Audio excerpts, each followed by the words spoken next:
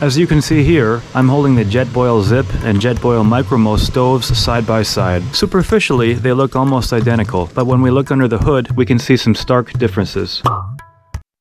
For starters, on the MicroMo, on my right here, there's been a significant amount of the windscreen base section removed relative to the Zip. I'm not certain why Jetboil's done this. In fact, I asked them, and they said they wouldn't tell me because it's all proprietary. But regardless, I do have a couple of ideas. The first is to reduce weight and compensate for the inclusion of the pressure regulator and push-button igniter on the MicroMo, which I'll get into shortly. The second is that it allows for slightly more heat energy, infrared radiation, to be directed toward the canister itself.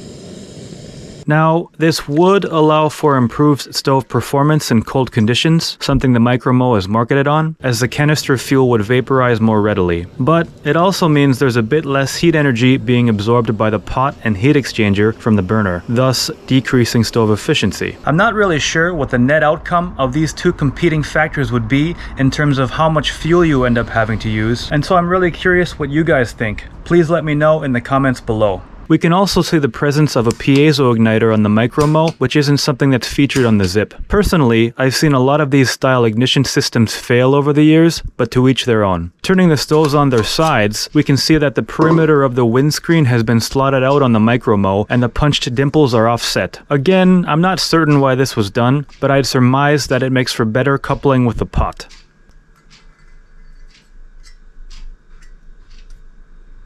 It's also apparent that the Zip is a bit shorter than the MicroMo, as can be seen here. Inverting the stoves, we see that the MicroMo has, in my opinion, a much more practical flame control knob.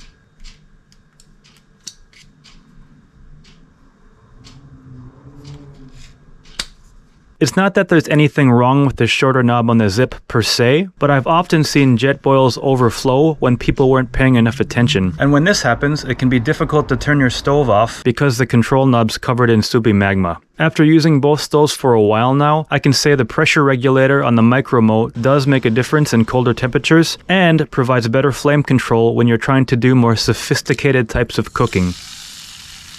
But that said, below a certain temperature, all canister stoves will stop working entirely, regardless of if they have a pressure regulator or not, because the fuel will be too cold to vaporize, i.e. nothing will come out of the canister. If you insist on using a canister stove in these frigid situations, you absolutely need to have some sort of external heat source to be able to bring the canister into operable temperatures. I'll discuss this in a separate video.